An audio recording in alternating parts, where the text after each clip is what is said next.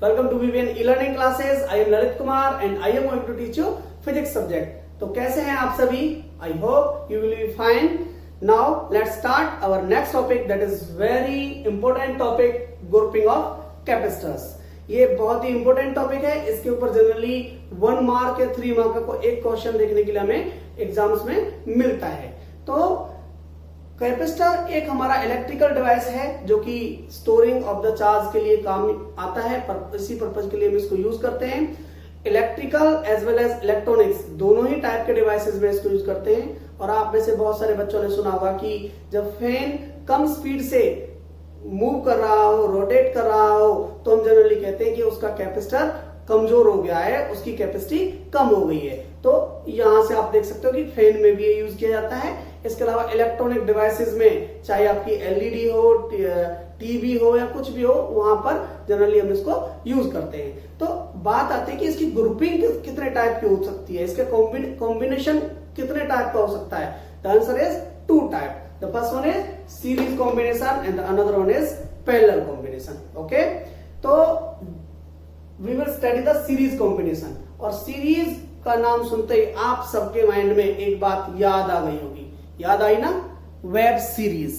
आप में से बहुत सारे बच्चे आजकल वेब सीरीज देख रहे हैं. क्या होता है वेब सीरीज में? है क्या होता है? एक के बाद दूसरी, दूसरी के बाद तीसरी, पहला एपिसोड, एपिसोड 2, एपिसोड 3, उसके बाद ही चलता है सब कुछ. वैसे ही यहां पर कैपेसिटर 1, कैपेसिटर 1 के बाद कैपेसिटर 2, कैपेसिटर 2 के बाद कैपेसिटर 3, और इसी तरीके से सारे कैपेसिटर्स एक ही लाइन में जोड़ दिए जाते हैं. ओके, और इनको हम कनेक्ट कर सकते हैं यहां किसी वोल्टेज सोर्स से.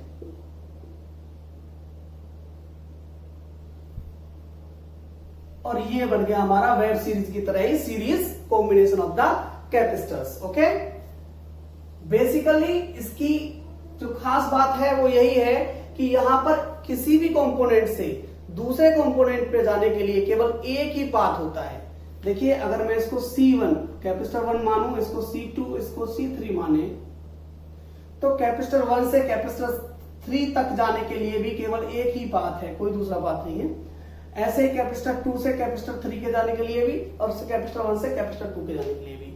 तो इसकी वजह से क्या होता है, केवल यहां पर एक ही करंट होता है, दैट इज करंट I.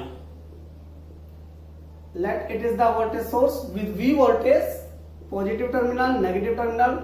तो I करंट के साथ ही I ही यहां पर एकमात्र करंट होता है, और वही करंट फ्लो करता है इस पूरे नेटवर्क में.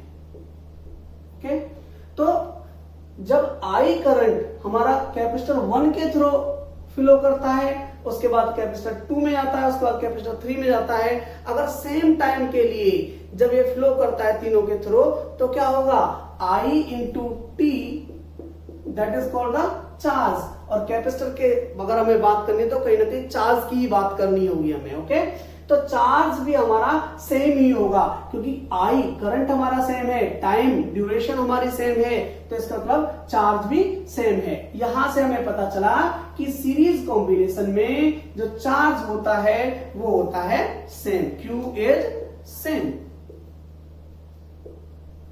तो इस तरीके से हम यहां पर लिख सकते हैं Q for all the capacitors. Okay, अब इसको मैं एक और तरीके से भी प्रूव कर सकता हूं.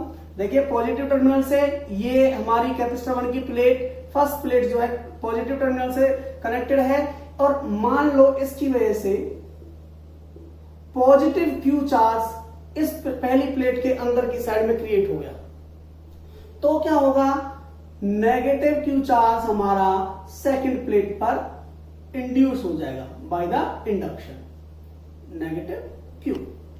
ओके, अब देखो, ये प्लेट और ये कैपेसिटर की प्लेट दोनों आपस में कनेक्टेड हैं और बाकी सारे सिस्टम से आइसोलेटेड हैं. इसका मीनिंग ये है कि यहां पर कंजर्वेशन ऑफ चार्ज अप्लाई होता है, क्योंकि ये बाकी के सिस्टम से आइसोलेटेड हैं.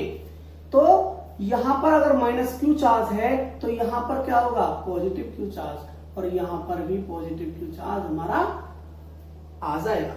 और फिर दोबारा से क्या होगा, इस पॉजिटिव Q चार्ज की वजह से इस प्लेट के ऊपर दोबारा से इंड्यूस होगा नेगेटिव Q चार्ज, यहां minus Q charge.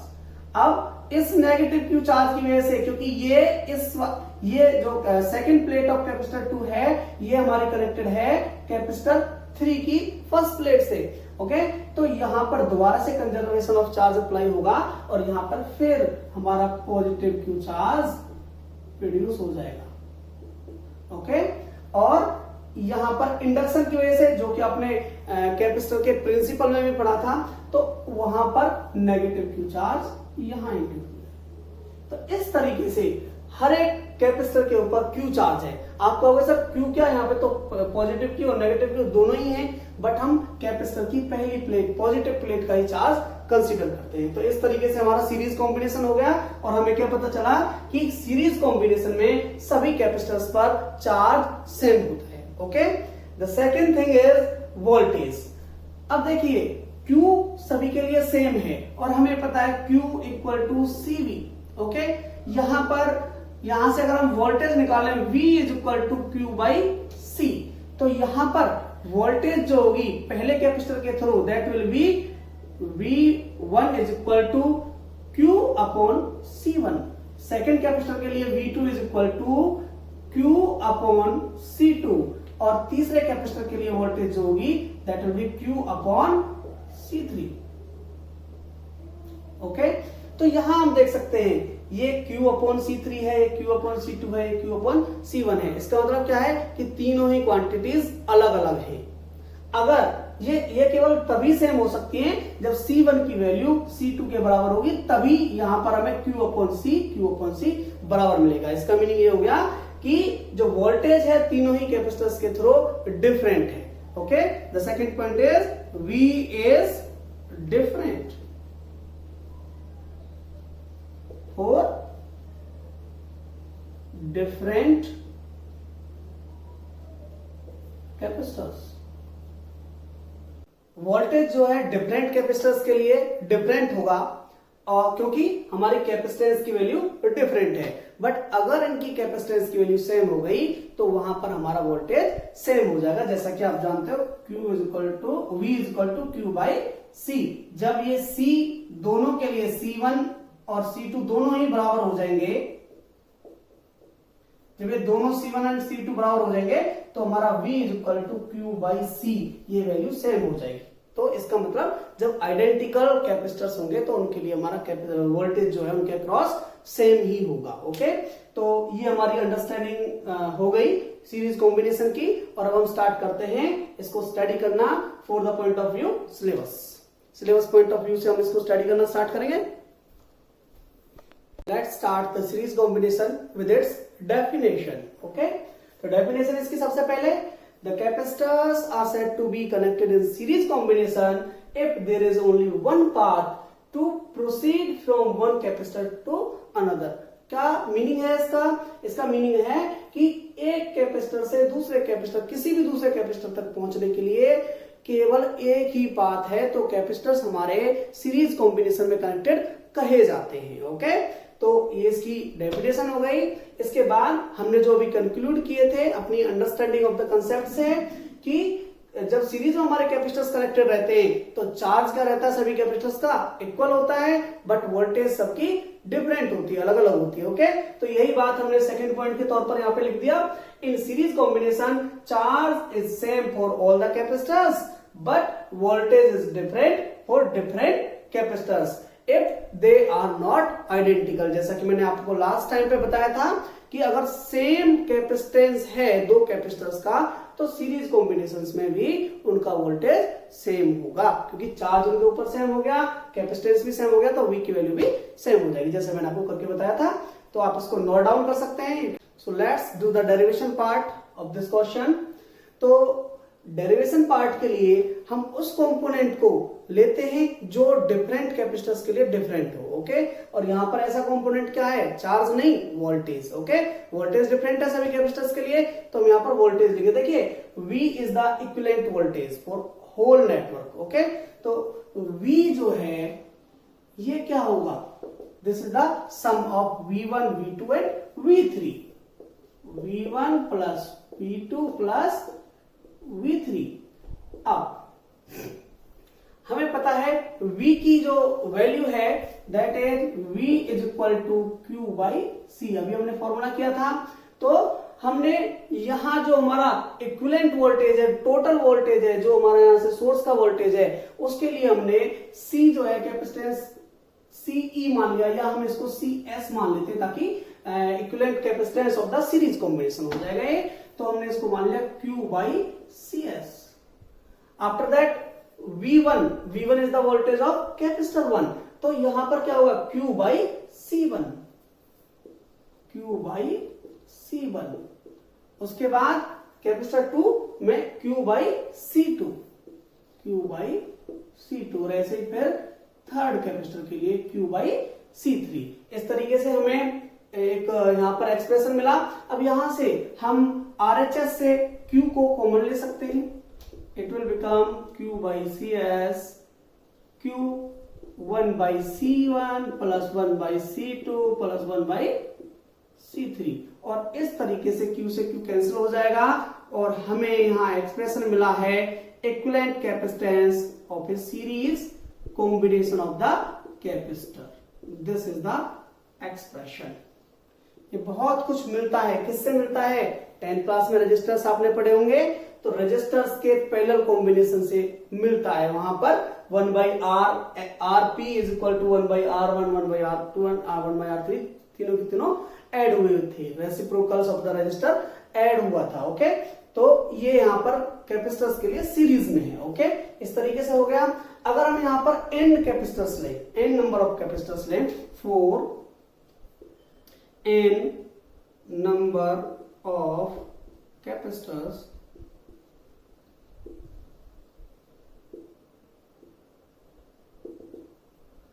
it will become 1 by CS, but ये n 1 by CS is equal to epsilon I is equal to 1 to n 1 by CI।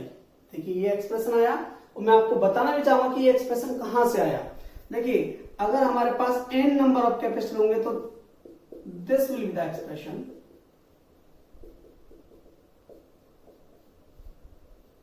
One by C1 plus 1 by C2 plus 1 by C3 dot dot dot 1 by Cn। तो यहां पर सारी term हमारी लगभग same है, बस यहां पर 1 2 3 और n तक हमारी काउंटिंग जा रही है। तो उसको हम समिशन की हेल्प से इस तरीके से लिख सकते हैं कि 1 बाई CI का समिशन हो रहा है, मतलब एडिशन हो रहा है डिफरेंट टर्म्स में, where I starts from 1 and goes up to n। So this is the expression for the n number of capacitor connected in the series combination। Okay, आपको अच्छे से समझ में आया होगा। छोटा सा स्पेशल केस हमें इसका करना है, स्पेशल केस यही कर देता हूं इसको।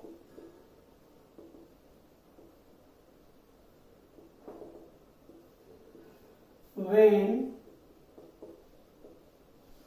all the capacitors are identical। Identical का क्या मीनिंग हुआ? सभी का कैपेसिटेंस सेम है, सेम कैपेसिटर हमारे लगाए गए हैं उस सीरीज कॉम्बिनेशन में। तो क्या होगा? तो हम यहां से भी देख सकते हैं, और हम इस एक्सप्रेशन को यूज कर सकते हैं, 1 by CS is equal to 1 by C plus 1 by C plus 1 by C and up to n times. तो ये n टाइम्स आएगा तो क्या होगा? 1 by C 1 by C 1 by C को n टाइम्स अगर हम ऐड करें तो ये बन जाएगा 1 by CS is equal to n by C। और यहां से हम सीरीज कॉम्बिनेशन का इक्विवेलेंट कैपेसिटेंस अगर निकालेंगे तो ये, इसको हमें रेसिप्रोकल टर्म है ये, इसको जस्ट अपोजिट करना है, और ये हमारा बन जाएगा CS is equal to n C by n।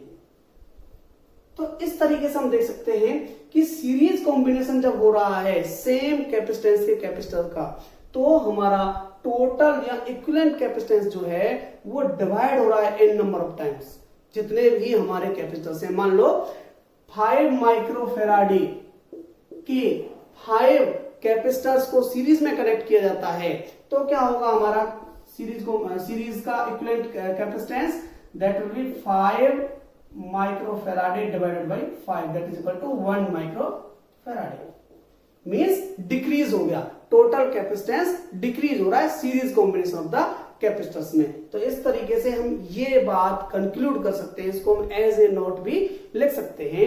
You can write it down in the note, in series combination the equivalent capacitance is less than the minimum capacitance in the network. जो network के अंदर minimum capacitance होता है उससे भी कम होता है हमारा equivalent capacitance of the series network. ये बात आप एज ए नोट लिख सकते हैं। ओके, तो you can just note it down this all. बस आपको ये नहीं करना है, ये एग्जांपल मैंने दिया था आपको।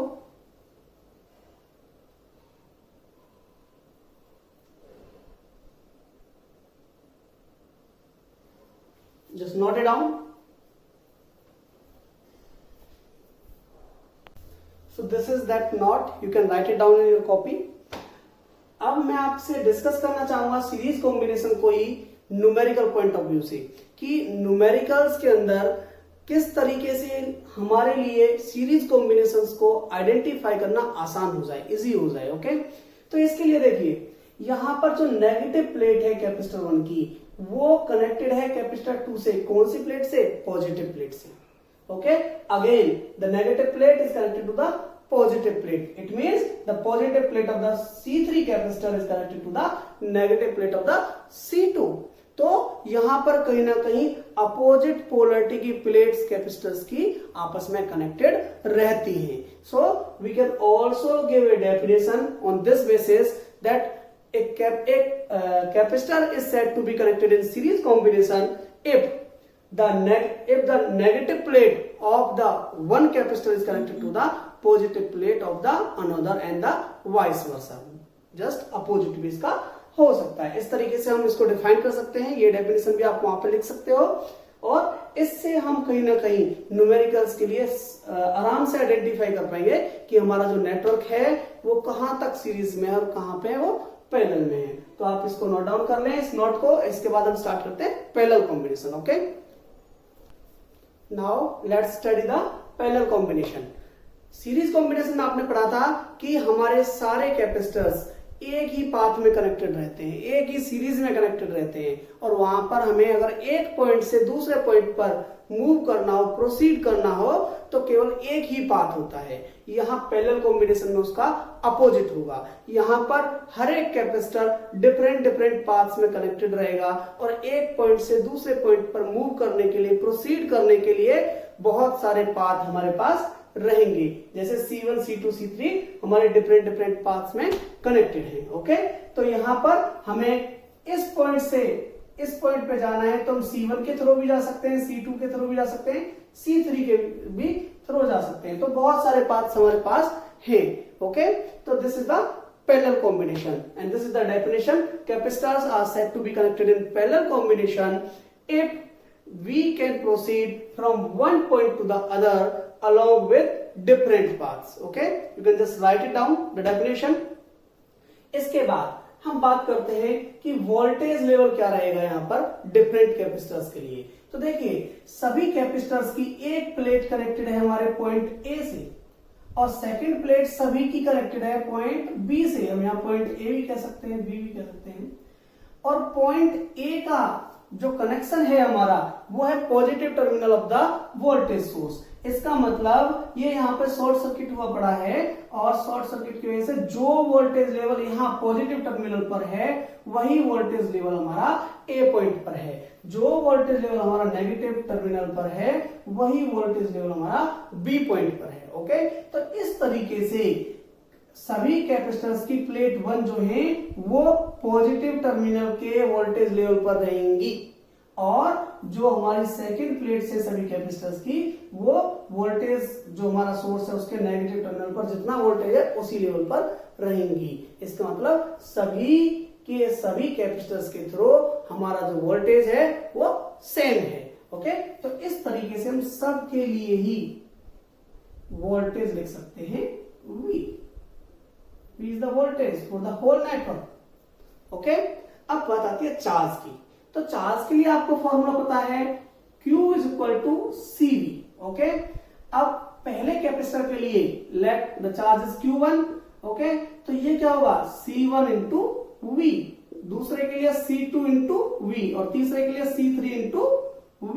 तो इस तरीके से डिफरेंट डिफरेंट वैल्यूज आ रही हैं हमारी Q1, Q2 और Q3 की। तो इसका मीनिंग ये है कि यहां पर चार्ज हमारा डिफरेंट रहेगा। और फिर दोबारा से वही पॉइंट, क्या होगा अगर दो कैपेसिटर्स आइडेंटिकल हैं कि उनका कैपेसिटेंस सेम है। मान लो एक और कैपेसिटर है मेरे पास Q4 और जिसका कैपेसिटेंस क्या है C1 ही है, आइडेंटिकल है वो C1 के साथ, तो ये क्या हो जाएगा C1 इंटू V। इसका मीनिंग ये होगा कि Q1 का चार्ज और Q1 और Q4 का चार्ज जो है वो इक्वल रहेगा। तो यहां पर फिर हमें वही कंडीशन लगानी पड़ेगी,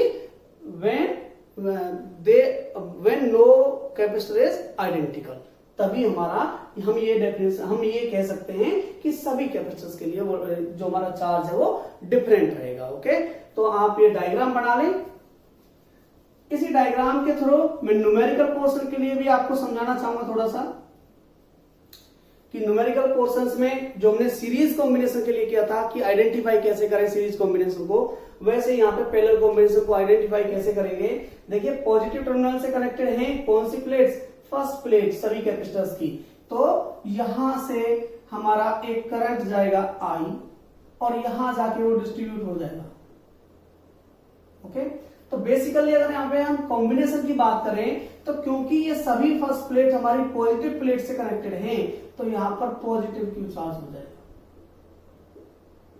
positive Q1, positive Q2 and positive Q3। देखिए ये डिफरेंट चार्ज होते हैं कैपेसिटर्स के अंदर। इसको एक और तरीके से भी मैं एक्सप्लेन कर सकता हूं कि यहां हमारा करंट है I, जो सीरीज कॉम्बिनेशन था उसमें तो I करंट डिस्ट्रीब्यूट नहीं होता था, ब्रांचेस में सेपरेट नहीं होता था, डिवाइड नहीं होता था, बट यहाँ पे ब्रांचेस में डिवाइड हो रहा है। I करंट हमारा बन जाएगा I1 में, I2 में और I3 में। जब ये सेम टाइम ड्यूरेशन के लिए सभी कैपेसिटर्स के अंदर रहेगा तो मैं कह सकता हूं कि C1 में अगर ये T टाइम ड्यूरेशन के लिए रहा है, then it will be the Q1 will be the charge stored by the capacitor C1 will be Q1 is equal to I1 into T and Q2 is equal to I2 into T and Q3 is equal to I3 into T। और इस तरीके से ये different values होंगी क्योंकि I1, I2 और I3 की value different होगी। ओके, तो इस तरीके से भी मैं इसको एक्सप्लेन कर सकता हूं। और जैसा कि अभी हमें बताना है आइडेंटिफिकेशन ऑफ पैरेलल कॉम्बिनेशन के बारे में, तो हम इन्हें भूल जाएंगे क्योंकि ये बात हम पहले कंक्लूड कर चुके हैं।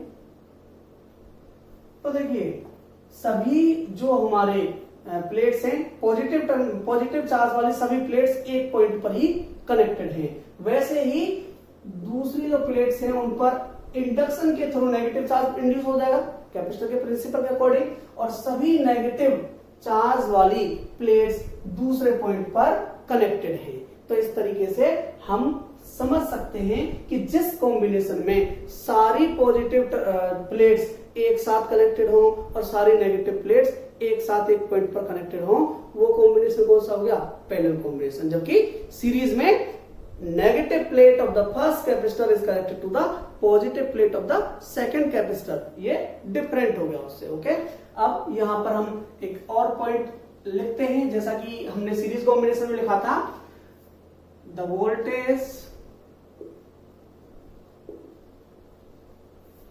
is same for all the capacitors in this combination,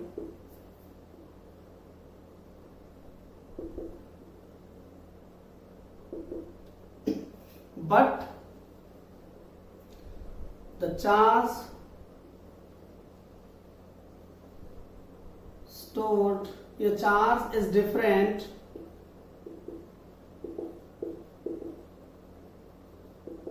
for different capacitors when there is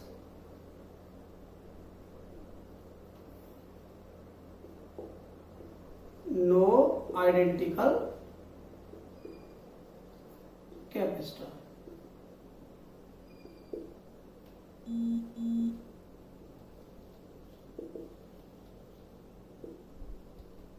identical क्या होगा तो क्या होगा, उनका चार्ज सेम हो जाएगा। ओके, आप इसको भी नोट डाउन कर सकते हैं। इसके बाद हम स्टार्ट करेंगे derivation, just note it down. तो चलिए let's start the derivation part. जैसा मैंने आपको सीरीज कॉम्बिनेशन के लिए कहा था, जो कंपोनेंट हमारा डिफरेंट होता है डिफरेंट कैपेसिटर्स के लिए, उससे हम स्टार्ट करते हैं। ओके, तो बेसिकली यहां पर डिफरेंट क्या है, चार्ज। ओके, तो हम क्या करेंगे यहां पर, let the charge of the whole network is Q। Okay, तो this Q is the sum of Q1 plus Q2 plus Q3। Okay, Q1 आप जानते हैं पहले कैपेसिटर का चार्ज है, Q2 भी, Q3 भी सभी आप जानते हैं। इसके बाद क्या करना है हमें, Q का फॉर्मूला आपको पता है, C इंटू V। हम यहाँ पर क्योंकि पैरेलल कॉम्बिनेशन का इक्विवेलेंट कैपेसिटेंस है तो इसको CP से इंडिकेट करेंगे। Okay, this will be CP into V and this will become C1 into V, C2 into V and C3 into V। इस तरीके से हमारा एक्सप्रेशन आ जाएगा। अब यहां से हम वोल्टेज V को कॉमन ले सकते हैं, CP into V, C1 plus C2 plus C3 and V is the common and ये कैंसिल आउट हो जाएगा।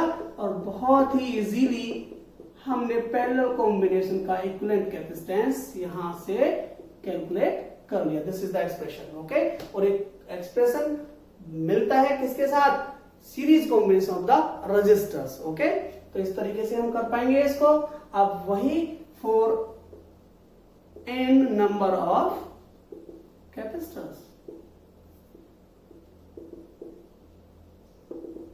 जब हमारे नेटवर्क में n नंबर ऑफ कैपेसिटर्स है तो क्या होगा, जो हमारा इक्विवेलेंट कैपेसिटेंस होगा that will be C1 plus C2 plus C3 up to the Cn। Okay, तो इस तरीके से यहां पर हमें एक्सप्रेशन मिल गया और इसको हम रिड्यूस कर सकते हैं किससे, समेशन का यूज करके, जैसा कि हमने सीरीज के लिए भी किया था। Epsilon I is equal to 1 to n Ci। देखिए C1 केवल यहाँ पर 1 2 3 ऐसे ही काउंटिंग चल रही है तक, तो हमने इसको समेशन में कन्वर्ट कर दिया। मैंने आपको समेशन का मीनिंग अभी बताया था थोड़ी देर पहले सीरीज कॉम्बिनेशन के लिए। तो ये हमें एक्सप्रेशन मिल गया किसके लिए, पैरेलल कॉम्बिनेशन के लिए, for the n number of capacitors. इसके बाद आते हैं special case. Okay, special case यही कर लेते हैं।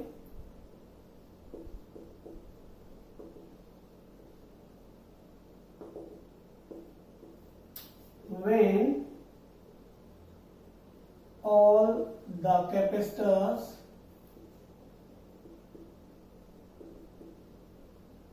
are identical, जब सभी कैपेसिटर्स आइडेंटिकल है, उनका कैपेसिटेंस सेम है, तो क्या होगा, the equivalent capacitance of the parallel combination is C plus C dot dot dot n times. और किसी भी डिजिट को, किसी भी संख्या को, किसी भी नंबर को अगर n टाइम्स आप ऐड करोगे तो क्या होगा, n इंटू C। तो इक्विवेलेंट जो कैपेसिटेंस है that will become n times of the individual capacitance. Okay, इस तरीके से यहां हमने किया। इसके बाद हम एक कंक्लूजन यहां निकाल सकते हैं कि यहां पर जो हमारा कैपेसिटेंस है वो बढ़ रहा है, डिक्रीज नहीं हो रहा। देखिए यहां हमारा जो कैपेसिटेंस था n के लिए मल्टीप्लाई हो गया, मींस इंक्रीज हो गया। और यहां भी आप देखेंगे एडिशन में हमेशा कैपेसिटेंस जो है वो बढ़ेगा ही, और कैपेसिटेंस की वैल्यू कभी नेगेटिव नहीं होती। ओके, तो इसलिए यहां पर हमेशा कैपेसिटेंस जो है वो बढ़ेगा ही। तो हम इसके लिए एक नोट लिखेंगे, आप यहां तक इसे नोट डाउन कर लें। इसके बाद मैं आपको नोट लिखाता हूं एक। So here we can conclude that in parallel combination equivalent capacitance is always greater than the maximum capacitance। क्योंकि क्या हो रहा है, एडिशन हो रहा है, मैक्सिमम वैल्यू है जिस कैपेसिटर की, कैपेसिटेंस की, उसमें भी कुछ ना कुछ ऐड हो रहा है, तो इसका मीनिंग उससे कहीं ना कहीं जो टोटल कैपेसिटेंस है वो उससे ज्यादा ही होगा, और हमारा टोटल कैपेसिटेंस है वो हमेशा इसमें इंक्रीज होता है पैरेलल कॉम्बिनेशन में। ओके, तो ये कहीं ना कहीं हमें हमारे लिए बहुत ही हेल्पफुल होता है जब हम न्यूमेरिकल्स कर रहे हों। तो हमें एक बात बिल्कुल श्योर हो जाती है, अगर हम पैरेलल कॉम्बिनेशन को ऐड कर रहे हैं तो वैल्यू मैक्सिमम कैपेसिटेंस से भी ज्यादा आनी चाहिए। ऐसे ही सीरीज वाले में अगर हम सीरीज में कैलकुलेट कर रहे हैं इक्विवेलेंट कैपेसिटेंस को, तो जो इक्विवेलेंट वैल्यू है वो कहीं ना कहीं मिनिमम से भी कम आनी चाहिए, वहां हमारा कैपेसिटेंस डिक्रीज होता है। तो इस तरीके से ये हमारा कंसेप्ट हो गया। अभी इसमें थोड़ा सा और आगे मैं एक्सटेंड करना चाहूंगा कि कौन सा कॉम्बिनेशन अच्छा रहेगा, पैरेलल या सीरीज। तो आपने सीरीज में देखा था कि केवल एक ही पाथ होता है सभी कंपोनेंट्स को जो कनेक्ट करता है। इसका मीनिंग हो गया कि केवल एक ही पाथ से करंट हमारा फ्लो कर सकता है, this is the only path. अगर यहां पर कोई भी कंपोनेंट हमारा खराब हो गया, अनलकीली C2 हमारा यहां पर खराब हो गया, ओके, तो क्या होगा, हमारा जो करंट है इस सर्किट में से फ्लो ही नहीं कर पाएगा, पूरा का पूरा सर्किट हमारा डैमेज हो जाएगा, वर्क नहीं करेगा, ओके। बट पैरेलल कॉम्बिनेशन में क्या होगा, अगर हमारा C2 हमारा खराब हो गया है तो हमारा करंट C1 और C3 में से फ्लो करेगा, सर्किट हमारा तब भी काम करेगा, बस C2 ही यहां पर काम नहीं कर रहा होगा, ओके। तो इसलिए बेटर क्या रहा, पैरेलल कॉम्बिनेशन। इसके अलावा एक और पॉइंट है कि पैरेलल कॉम्बिनेशन में कैपेसिटेंस इंक्रीज होता है और जनरली हमें कैपेसिटेंस ज्यादा चाहिए, हमें चाहिए कि हमारा सर्किट ज्यादा चार्ज स्टोर कर पाए, ओके। तो इस तरीके से पैरेलल कॉम्बिनेशन जो होता है वो ज्यादा हेल्पफुल होता है, ज्यादा अच्छा होता है हमारे लिए। तो इस तरीके से ये कंसेप्ट हमारा कंप्लीट हो गया। क्या कंप्लीट नहीं हुआ, एक्चुअली में ये स्टार्ट हुआ है। जो क्वेश्चंस जनरली इसके ऊपर पूछे जाते हैं वो होते हैं न्यूमेरिकल्स। तो नेक्स्ट पार्ट में हम करने वाले हैं इसी के ऊपर numericals. So stay connected, keep on studying, thank you.